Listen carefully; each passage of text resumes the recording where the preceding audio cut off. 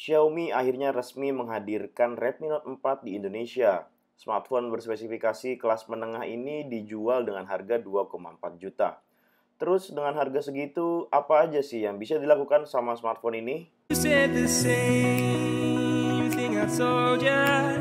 My eyes are clear, there's no secret. I wanna know, was it serious? I need it clear, my best friend. Dari sisi desain dan build quality, mungkin bisa dibilang kalau versi yang warna hitamnya ini tuh maco banget.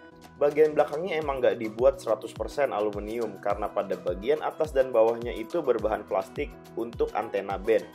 Nah, bahan aluminiumnya ini gampang banget ninggalin bekas sidik jari, jadi harus sering-sering dibersihin biar tampilannya tetap keren. Untuk penempatan tombol dan port, di bagian atas ada 3,5 mm headset jack, infrared blaster, serta secondary microphone untuk noise cancellation. Lalu di bagian bawah sebelah kiri ada mikrofon, port micro USB untuk charging dan data syncing, serta speaker di bagian kanannya. Tombol power dan tombol volume seperti biasa ada di sisi kanan.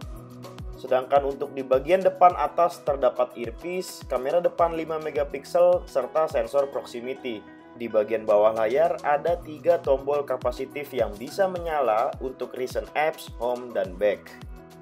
Di bagian belakangnya ada kamera utama sebesar 13 MP, dual LED flash, serta fingerprint sensor.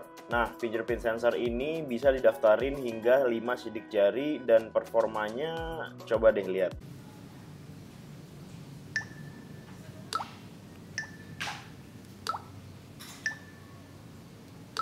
Sekarang coba kita ke bagian display. Layar berteknologi IPS seluas 5,5 inci yang beresolusi Full HD ini juga sudah didukung dengan teknologi 2,5D yang bikin pinggirannya agak sedikit melengkung. Ditambah lagi teknologi oleophobic coating yang bikin layarnya jadi lembut banget pas disentuh dengan jari dan nggak gampang ninggalin bekas minyak dari jari kita. Tapi memang konsekuensinya layarnya jadi licin banget, bahkan saking licinnya kalau ditaruh di permukaan yang miring kadang suka melosor sendiri kayak gini. Lanjut lagi ke bagian performance. Perpaduan Snapdragon 625 dan GPU Adreno 506 serta RAM 3GB menghasilkan skor Antutu hampir mencapai 60.000, sedangkan untuk hasil dari Geekbench untuk single core mencapai 850 dan 2800 di multicore. Cukup lumayan lah kalau dibandingin sama harganya. Dan buat kamu yang suka main game, ya gaming experience-nya secara keseluruhan saya kategorikan sebagai lumayan. Karena secara spesifikasi HP ini emang bukan buat gaming. Masih ditemukan beberapa frame drop tapi nggak mengganggu. Dan berdasarkan pengalaman saya, bagian belakangnya juga masih adem meskipun main game berat kayak gini lebih dari 20 menit. Kemampuan membuka aplikasi juga lumayan cepat. Untuk kamu yang suka bersosial media, membuka aplikasi seperti Instagram, Twitter, Pad, WhatsApp, dan lain-lain bisa dilakukan dengan performa yang sangat optimal. Multitasking juga tidak menjadi masalah berarti karena HP ini sudah memiliki RAM sebesar 3GB. Sekarang kita beralih ke sektor kamera. Untuk kamera belakangnya telah terpasang lensa beresolusi 13 MP dengan lebar aperture f2.0. Juga dilengkapi dengan fitur Face Detection Autofocus atau PDAF, sehingga mampu membidik semua objek dengan sangat cepat. Dan hasil fotonya ini benar-benar di luar ekspektasi saya. Kalau kondisi cahaya sekitarnya lagi bagus-bagusnya, maka hasil fotonya juga bakalan jadi bagus banget. Terutama kalau ngomongin tentang tingkat saturasi warna dan kontrasnya. Tapi nih, kalau kondisi cahayanya lagi jelek atau mendung atau gelap alias low light, hasilnya sangat jauh berbeda dan cenderung banyak noise dan nggak detail. Jadi kekurangan dari kamera Redmi Note 4 ini udah jelas ya, yaitu pada saat low light condition.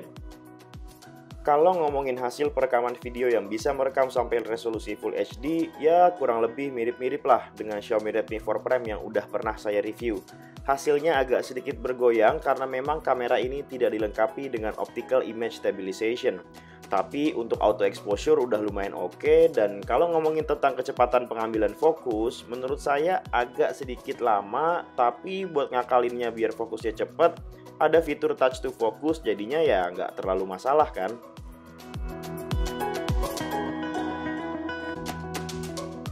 Kalau kamera depan, Redmi Note 4 ini mengandalkan kamera beresolusi 5 megapiksel dengan lebar aperture yang sama, yakni f2.0 dengan kemampuan merekam video hingga resolusi Full HD. Dan hasilnya silahkan nilai sendiri ya. Ya, ini adalah hasil dari kamera depan dari Xiaomi Redmi Note 4 untuk aplikasi Snapgram. Bisa dilihat di sini memang nggak terlalu bagus ya, agak getar-getar gitu. Tapi ya untuk 2 jutaan it's okay lah. Ini adalah kamera depan dari Xiaomi Redmi Note 4, dimana untuk pengambilan video bisa dilihat, ini angle tangan saya normal, kalau saya jauhin mungkin akan lebih bagus lagi, tapi ini kamera depannya agak ngezoom, sehingga angle-nya terlalu sempit untuk mengambil gambar video. Ya, kalian bisa nilai sendiri bagaimana kualitasnya. Ini juga agak berangin, jadi mikrofonnya mungkin agak ngerekam suara dari anginnya. Agak treble kalau misalnya di audio, jadi ya menurut kalian gimana? Silahkan berikan komentar di bawah ya.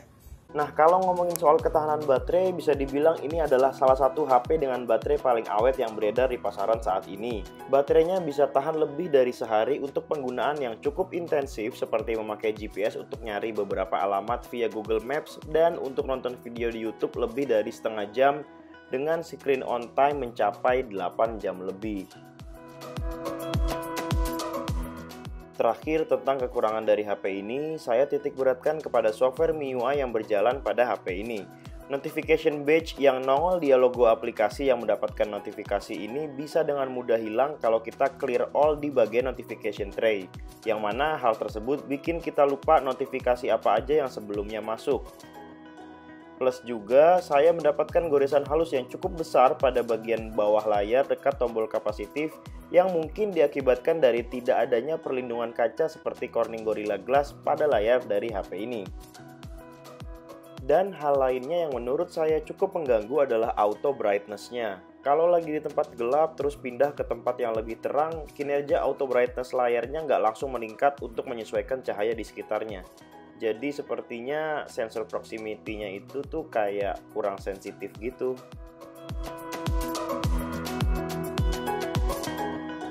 Saya nggak tahu ini bisa dibilang kekurangan atau tidak, karena pada bagian belakang atas bawahnya yang terbuat dari plastik ini juga sangat mudah sekali lecet meski masih wajar karena HP ini pernah jatuh beberapa kali.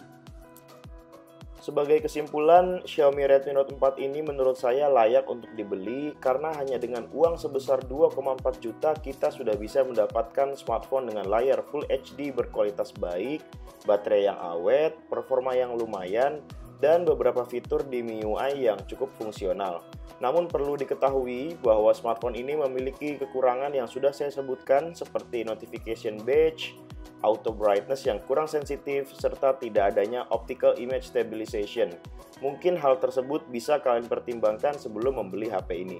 Sekian dulu untuk video review dari Xiaomi Redmi Note 4 ini. Silahkan berikan like apabila kalian menyukai video ini dan silahkan di-share juga pengalaman atau pendapat kalian tentang HP ini di kolom komentar. Dan jangan lupa untuk subscribe channel ini agar saya bisa lebih semangat lagi untuk membuat video seperti ini selanjutnya. Terima kasih sudah menonton video ini dan sampai bertemu lagi ya.